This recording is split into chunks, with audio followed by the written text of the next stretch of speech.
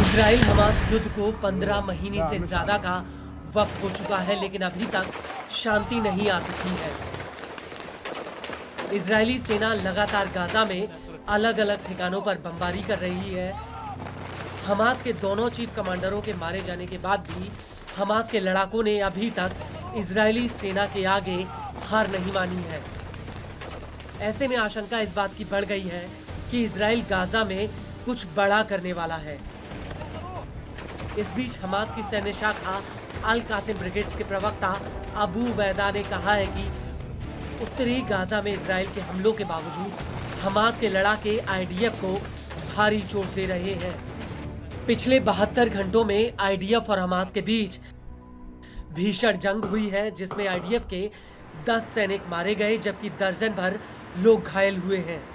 अल कासिम के प्रवक्ता ने कहा कि इजरायली सेना को नुकसान उससे कहीं ज्यादा हुआ है जितना वो स्वीकार करती है।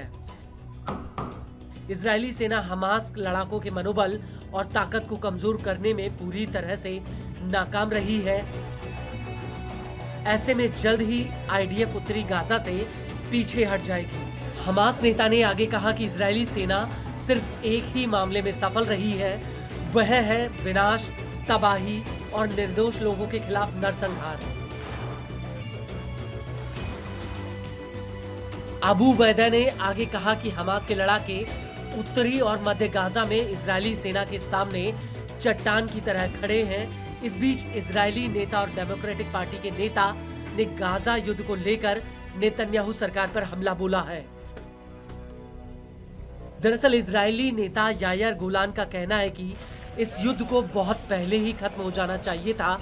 ये नेतन्याहू की गलत नीतियों का नतीजा है कि गाजा युद्ध अब तक चल रहा है। नेतन्याहू ने सत्ता में बने रहने के लिए गाजा युद्ध का इस्तेमाल किया है। हाल ही में एक इंटरव्यू में गोलान ने इजरायली सरकार से युद्ध को खत्म करने और दोनों पक्ष में जान लेने वाली गैर जरूरी खून खराबे को रोकने की अपील की थी। इजरायली न्यूज एजेंसी हारेट्स ने भी नेतन्याहू और उनकी सरकार से गाजा में इजरायली बंधकों की रिहाई को लेकर एक समझौता करने पर जोर दिया था।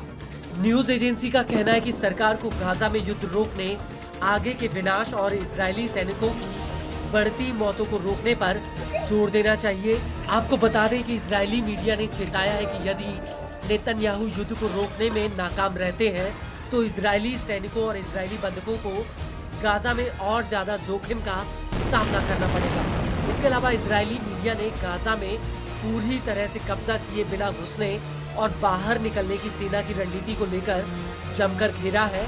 साथ ही दावा किया है कि हमास घातक जाल बिछाने के लिए आईडीएफ की इस रणनीति का फायदा उठाता है। गाजा में खासतौर से जवालिया, बेइत हनून और बेइत लहिया में आईडीएफ ने एक सैन्य अभियान के दौरान 46 सैनिकों और अधिकारियों की मौत को स्वीकार किया है। आपको बताते चले कि जहां एक ओर सीज फायर को लेकर बातचीत चल रही है, वहीं दूसरी तरफ इजरायली सेना का गाजा में भीषण हमला जारी है। बीते 24 घंटे में आईडीएफ के हमलों में करीब 50 फिलिस्तीनी मारे गए।